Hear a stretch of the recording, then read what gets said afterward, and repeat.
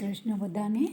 આજે આપણે બનાવીશું લાડુ, પણ આ લાડુ એવા બનાવીશું કે ફક્ત 1 ચમચી તેલ અને આપણે ગોળની ચાસણી બી કરવાની નથી અને એકદમ સરસ આ સિમ્પલ લાડુ બની જાય છે। તો એમાં સામગ્રી જોઈ લઈએ। તો 1 વાટકી તલ લીધા છે, 1 ચમચી ઘી લીધું છે, તૂટી ફૂટી છે અને 1 વાટકી ગોળ લીધો છે। જેટલા તલ હોય એટલા આપણે ગોળ લેવાનો છે। તો હવે આપણે સૌથી પહેલાં આપણે તલને શેકી નાખવાના છે, સરસ ક્રિસ્પી કરી દેવાના છે તલને। જો આ રીતે લગભગ 3 થી 4 મિનિટમાં એકદમ સરસ ક્રિસ્પી આપણા તલ છે એ તૈયાર થઈ જાય છે। તો આ રીતે સરસ આપણે અને થોડા ઠંડા થાય પછી આપણે એને ક્રશ કરવાના છે। થોડા દરદરા રાખવાના છે, કારણ કે એક સમટું આપણે મિક્સરમાં ક્રશ કરીશું તો એમાંથી તેલ નીકળશે, એટલે થોડું થોડું પ્લસ મોડ પર આપણે મિક્સરને રાખી અને આ રીતે ક્રશ કરી દેવાનું છે। તો લગભગ 3 થી 4 મિનિટ સુધી આ રીતે મેં હલાવતી ગઈ હતી અને સરસ આ રીતે મેં બધા જે તલ છે એને ક્રશ આ રીતે શેકી દીધા છે।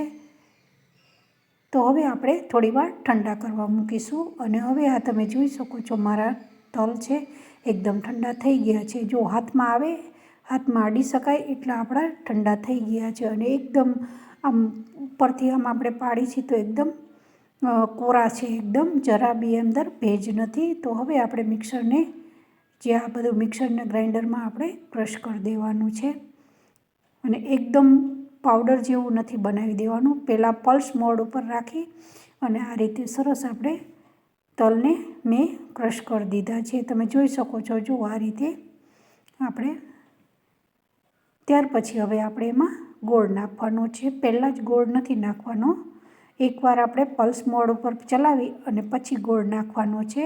તો આ રીતે બીજી વારે તમે જોઈ શકો છો ગોળ સાથે એકદમ સરસ આ મિશ્રણ આપણું તૈયાર થઈ ગયું છે। બસ આ ટાઈપનું રાખવાનું છે અને હજુ આપણે આમાં 1 ચમચી ઘી નાખવાનું છે। બહુ આમાં ઘીની જરૂર નથી પડતી અને બહુ આપણે કંઈ ગોળની ચાસણી બી કરવાની જરૂર નથી। બહુ ઓછી વસ્તુમાંથી જ આ લાડુ સરસ તૈયાર થઈ જાય છે અને અત્યારે શિયાળો ચાલી રહ્યો છે, જો તો આ જરૂરથી તમે એકવાર લાડુ બનાવશો તો બહુ સરસ થાય છે।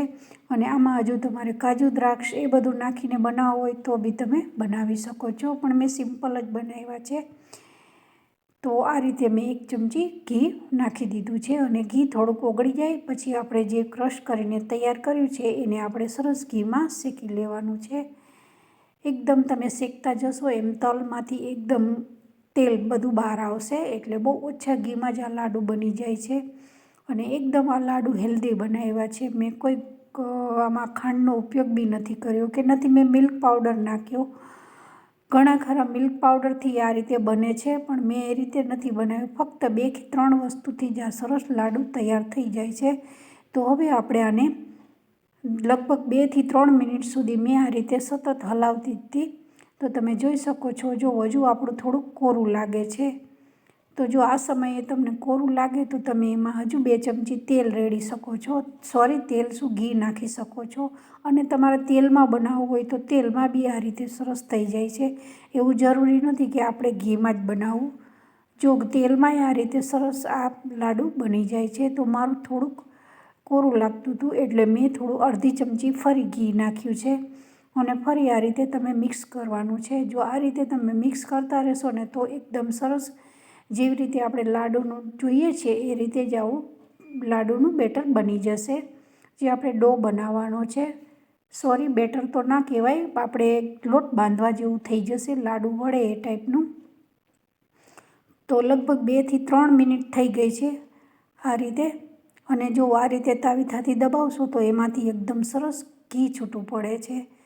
જે ઘી નાખ્યું છે એ અને જે તલનું તેલ છે જે આપણે મિક્સરમાં ક્રશ કર્યું છે એ બી સરસ આ રીતે દબાવવાથી બધું તેલ છૂટું પડે છે।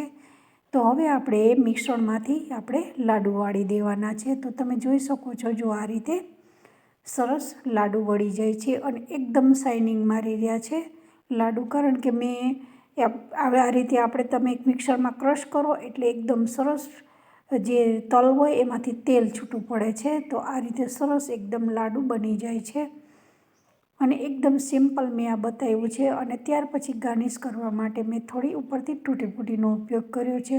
આ લાડુમાં મેં ક્યાંય ડ્રાયફ્રૂટનો ઉપયોગ જ નથી કર્યો. ફક્ત 2 થી 3 વસ્તુથી જ આ લાડુ સરસ બની જાય છે.